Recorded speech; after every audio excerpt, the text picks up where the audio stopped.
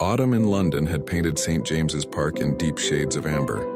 Elias sat at a weathered stone table, his eyes fixed on a wooden chessboard scarred by years of use.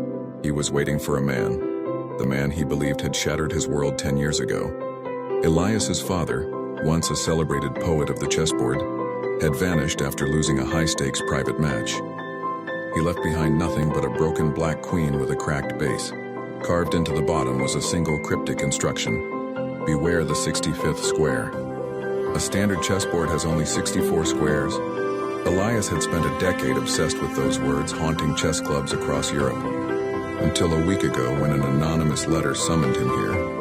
"You're earlier than I expected, Elias." A gravelly voice broke the silence.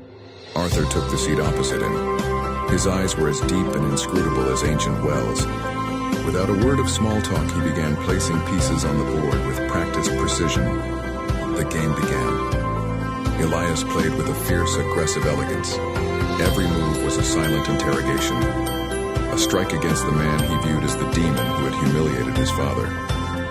As the mid-game intensified, the air grew heavy. Passers-by sensed the invisible friction and gathered in a hushed circle. "You've made a mistake," Arthur said softly. He slid a knight forward, abruptly severing Elias's line of attack. "I don't make mistakes," Elias hissed. He pulled the broken black queen from his pocket and slammed it onto the board. "This was my father's. Today I'm taking back everything you stole from him." Arthur looked at the shattered piece, a flicker of genuine sorrow crossing his face. He didn't mock Elias. Instead, he fell into a long, heavy silence. The only sound was the distant rustle of falling leaves. "Your father believed that the board was the entire world," Arthur said, his voice barely a whisper.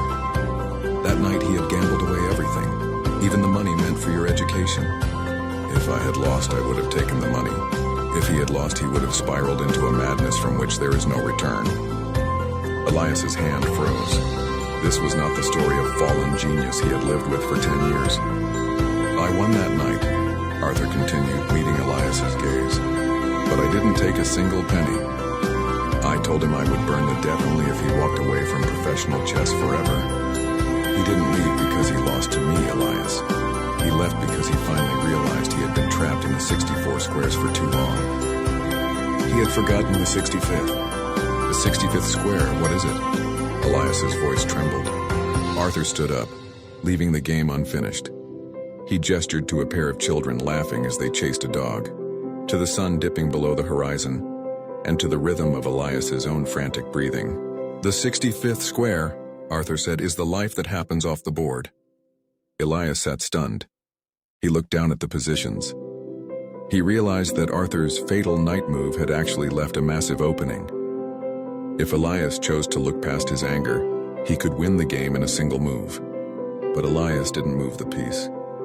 He looked at the broken queen and realized that for 10 years he had been a prisoner of the same 64 squares. That had nearly destroyed his father. Slowly, Elias reached out and gently tipped over his own king. "I resign," Elias whispered. A sudden, overwhelming sense of peace washed over him.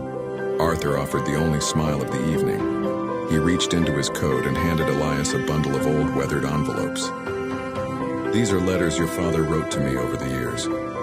He's been watching you from a distance. He told me that the day you learned to tip over your own king would be the day he was ready to come home."